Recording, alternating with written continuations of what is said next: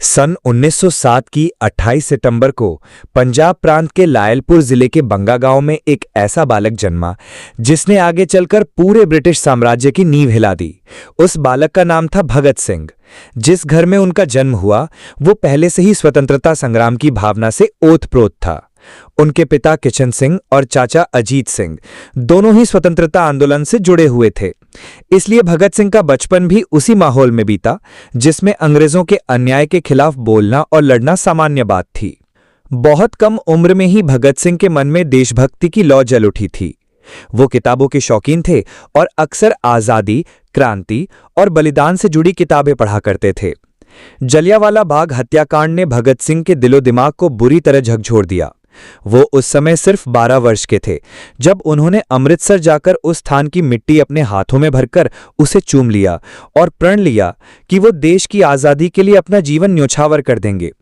उनका मानना था कि देश को केवल प्रार्थनाओं या दया याचिकाओं से आज़ादी नहीं मिलेगी, इसके लिए बलिदान की आवश्यकता होगी। भगत सिंह में किशोरावस्था में ही ब्रिटिश सरकार के खिलाफ संघर्ष करना शुरू कर दिया था। उन्होंने नौजवान भारत सभा की स्थापना की और युवाओं में क्रांति की भावना जगाने का कार्य शुरू किया। वो चाहते थे कि युवा वर्ग केवल भाषणों तक सीमित न रहे, बल्कि अपने विचारों को कर्म में बदलें और राष्ट्र को गुलामी से मुक्त कराने के लिए पूरी शक्ति लगा दें। उन्होंने क्रांतिकारी आंदोलनों का अध्ययन किया और मार्क्सवादी विचारधारा को अपनाया। उनका मानना था कि केवल राजनीतिक आजादी नहीं, बल्कि सामाजिक और आर्थिक समानता भी जरूरी है। भगत सिंह की जिंदगी का एक निर्णायक मोड़ तब आया जब 1928 में लाला लाजपत राय की पुलिस लाठीचार्ज में मृत्यु हो गई। लालाजी साइमन कमीशन के विरोध में शांतिपूर्ण प्रदर्शन कर रहे थे और अंग्रेज अफसर स्कॉट के निर्देश पर उन पर बेरहमी से लाठियां बरसाई गईं। भगत सिंह इस घटना से बहुत आहत हुए और उन्होंने स्कॉट को मारने की योजना बनाई, लेकिन गलती से जेपी सैंडर्स को गोली लग गई और उनकी मृत्यु हो गई। इसके बाद भगत सिंह और उनके साथी पुलिस की नजर में आ गए और उन्होंने भूमिदत्त होकर काम करना शुरू कर दिया।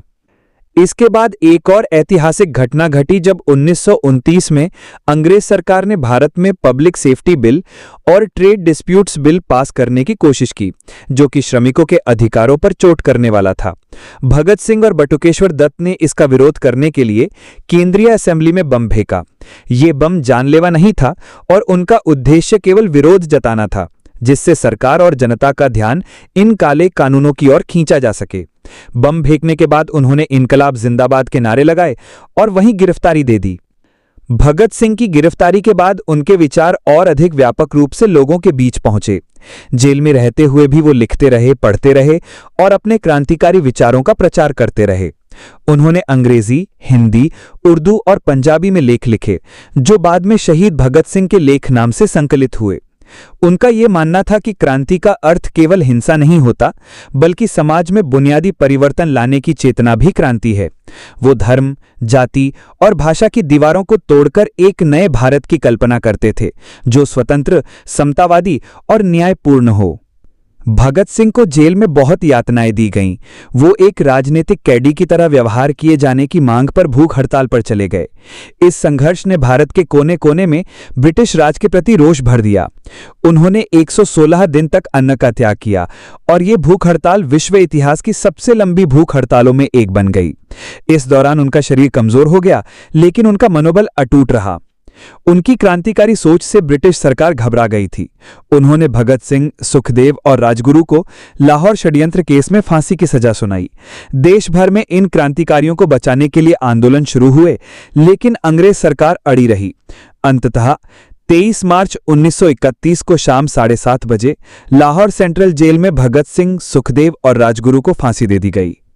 कहा जाता है कि जब उन्हें फांसी पर ले जाया जा रहा था, तब वे हंसते हुए इनकलाब जिंदाबाद और ब्रिटिश साम्राज्य मुर्दाबाद के नारे लगा रहे थे। मौत के सामने भी उनका साहस डगमगाया नहीं। उन्होंने अंतिम समय में भी अपने देशवासियों को एक संदेश दिया, आप मुझे मार सकते हैं, लेकिन मेरे विचारों को नहीं। भगत सिंह आज भी युवाओं के लिए प्रेरणा स्रोत हैं।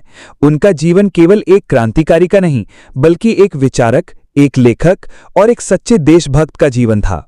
उन्होंने भारत को केवल अंग्रेजों से मुक्त कराना नहीं चाहा, बल्कि वो चाहते थे कि भारत ऐसा देश बने जहां शोषण ना हो, जहां सबको समान अधिकार मिले और जहां इंसानियत सबसे ऊपर हो। उनकी शहादत ने भारत के स्वतंत्रता संग्राम को नया मोड़ दिया। युवाओं के बीच जागरूकता की लहर उठी और उनके विचारों ने लाखों लोगों को प्रेरित किया। यद्यपि वो केवल 23 वर्ष के थे जब उन्होंने बलिदान दिया, पर उनका प्रभाव आज भी अमर है। उनके विचार, उनके लेख और उनका साहस आज भी युवाओं के दिलों में देशभक्ति की लौ जलाते हैं।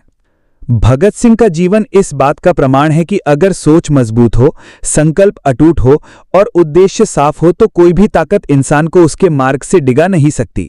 उन्होंने साबित किया कि कलम और सोच की ताकत बंदूक से कहीं ज्यादा होती है, और यदि लक्ष्य देश की आजादी हो तो त्याग और बलिदान में भी गर्व की अनुभूति होती है।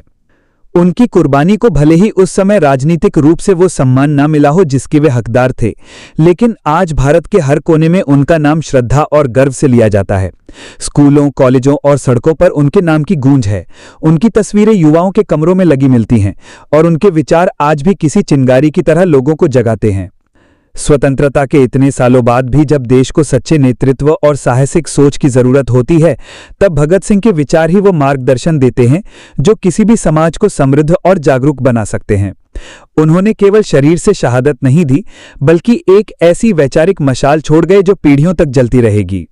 भगत सिंह न केवल भारत के बल्कि विश्व के उन चुनिंदा क्रांतिकारियों में से एक हैं जिन्होंने विचारों की शक्ति से सत्ता की नींव हिला दी। उनका जीवन इस बात का उदाहरण है कि सच्चा देशभक्त वो है जो